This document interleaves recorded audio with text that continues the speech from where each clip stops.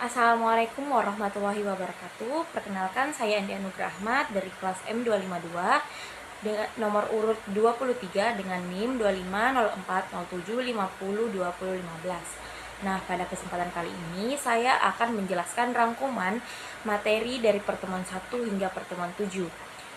Nah, di materi pertama yaitu adalah fonologi. Fonologi adalah ilmu yang mempelajari bunyi bahasa secara abstrak dan fungsional. Ilmu ini tidak hanya mempelajari bagaimana bunyi dihasilkan, tetapi juga bagaimana bunyi-bunyi tersebut disusun dalam sistem bahasa dan bagaimana mereka membedakan makna. Singkatnya, fonologi mempelajari pola bunyi dalam suatu bahasa. Contohnya, dalam bahasa Indonesia, bunyi T dan D adalah dua bunyi yang berbeda secara fungsional.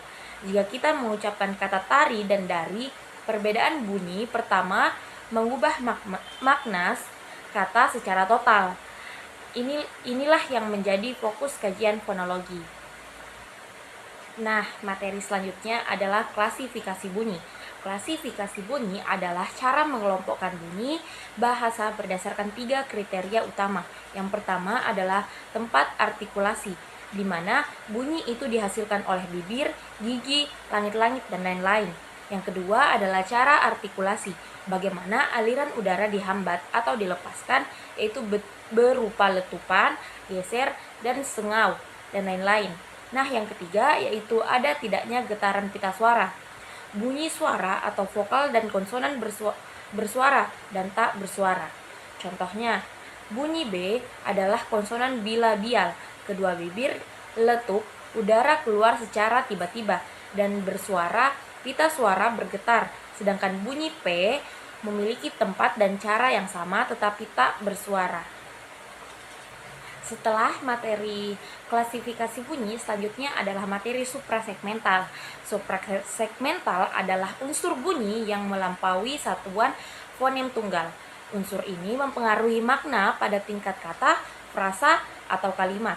Yang termasuk suprasegmental adalah tekanan atau stres, kuat lemahnya pengucapan suku kata. Yang kedua adalah nada atau ton, tinggi rendahnya bunyi. Yang ketiga adalah durasi, panjang pendeknya bunyi. Dan yang keempat adalah intonasi, naik turunnya nada dalam kalimat. Contohnya, dalam bahasa Indonesia, kalimat kamu sudah makan, jika diucapkan dengan intonasi di akhir, berarti pertanyaan.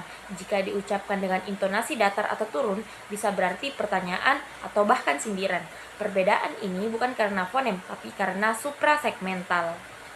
Nah, kita beralih pada materi fonem. Fonem adalah satuan bunyi terkecil yang bersifat distintif, artinya dapat membedakan makna kata.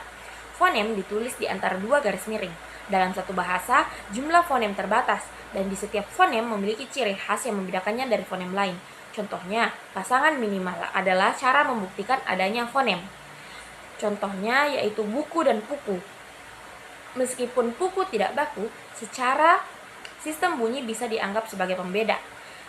Dalam pasangan lama dan rama, huruf L dan huruf R adalah dua fonem berbeda karena membedakan maknanya. Di materi selanjutnya ada alofon. Alofon adalah variasi atau realisasi bunyi dari satu fonem yang sama. Perbedaan alofon tidak membedakan makna karena sifatnya prediktif. Artinya, kemunculannya ditentukan oleh posisi di dalam kata, yaitu di awal, di tengah, dan di akhir, atau lingkungan bunyi di sekitarnya. Alofon ditulis dalam kurung siku. Contohnya, fonem P dalam bahasa Indonesia memiliki beberapa alofon. Di awal kata, P dengan letupan yang jelas, misalnya pasar.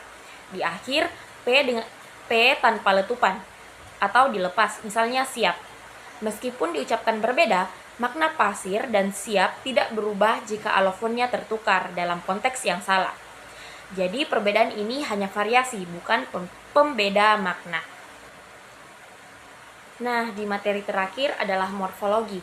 Morfologi adalah cabang linguistik yang mempelajari struktur kata. Bagaimana kata dibentuk dari satuan-satuan terkecil yang bermakna yaitu morfem. Morfologi membahas proses pembentukan kata seperti afiksasi atau pemberian imbuhan, reduplikasi atau pengulangan, dan komposisi atau penggabungan kata. Tujuannya adalah untuk memahami bagaimana kata-kata baru dibentuk dan bagaimana makna berubah akibat perubahan bentuk. Contohnya, kata mempermainkan terdiri dari beberapa fonem, yaitu pada kata men atau pada awalannya menunjukkan aktif, pada kata per awalan menyatakan kausatif atau intensif, dan kata main yaitu kata dasar, dan kata kan atau akhiran yang menyatakan perintah atau menjadikan sesuatu. Secara morfologis, kata ini terbentuk melalui proses afiksasi berlapis. Setiap imbuhan memberikan kontribusi makna sehingga kata ini berarti menjadikan sesuatu sebagai objek permainan dan memperlakukan dengan tidak semestinya. Nah, itulah tadi rangkuman dari pertemuan 1 sampai di pertemuan 7. Saya mohon maaf jika terdapat banyak kesalahan. Sekian dari saya.